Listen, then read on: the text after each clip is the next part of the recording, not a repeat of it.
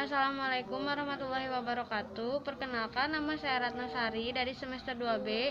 Di sini saya akan mencoba mereview kembali materi pada pertemuan ke-12 mata kuliah Hukum Pidana dari dosen pengampu Ibu Profesor Dr. Hajah Heni Nur Aini SAMH dan asisten dosen Bapak Dr. Muhammad Rendi Arid Hayandi SAMH.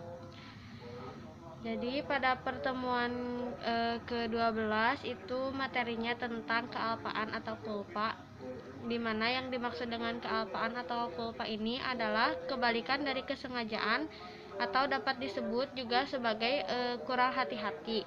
Kealpaan itu ada kealpaan yang disadari dan ada juga kealpaan yang tidak disadari.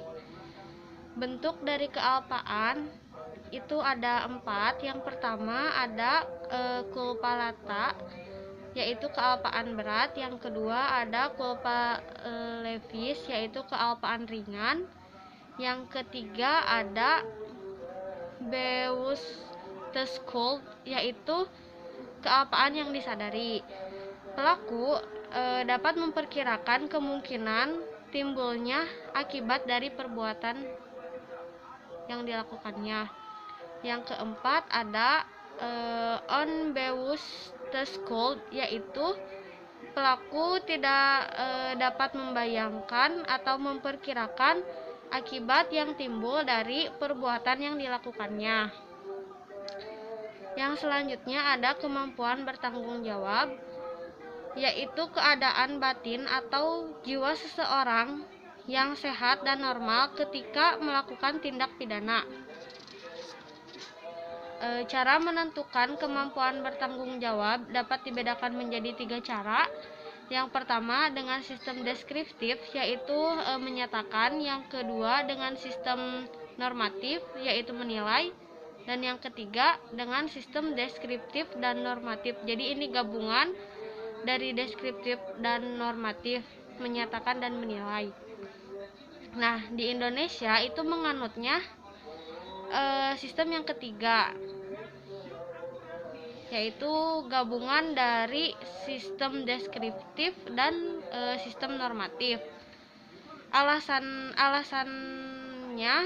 untuk alasan deskriptifnya itu keadaan jiwa pelaku digambarkannya dengan oleh psikiater, dan untuk alasan normatifnya itu hakim yang menentukan atau menyimpulkan perbuatan tersebut mampu atau tidak mampu yang didasarkan pada hasil pemeriksaan di pengadilan.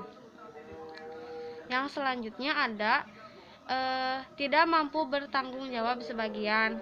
Nah, ini untuk orang yang memiliki penyakit jiwa itu dianggap tidak mampu bertanggung jawab sebagian. Contohnya adalah orang yang menderita kleptomani, mengambil barang milik orang lain, tapi dia sendiri tidak sadar bahwa perbuatan itu dilarang. Yang selanjutnya ada keadaan mabuk. Di Indonesia adalah bukanlah kebiasaan masyarakat secara umum yang berbeda dengan Eropa di Amerika. Jadi orang yang dalam keadaan mabuk itu harus ada latar belakang atau alasan yang jelasnya. Nah, batas mampu atau tidak mampunya itu didasarkan pada 2 pendapat. Pendapat yang pertama adalah pelaku tetap dipidana asal dapat dibuktikan pelaku mampu bertanggung jawab. Alasan yang keduanya, pelaku tidak dapat dipidana karena dianggap tidak mampu bertanggung jawab.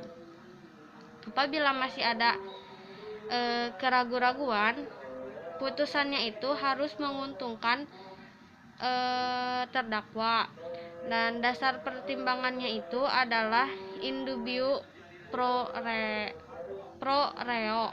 Sekian yang dapat saya sampaikan. Mohon maaf apabila banyak kesalahan dan kekurangan. Wabillahi taufiq wal hidayah. Wassalamualaikum warahmatullahi wabarakatuh.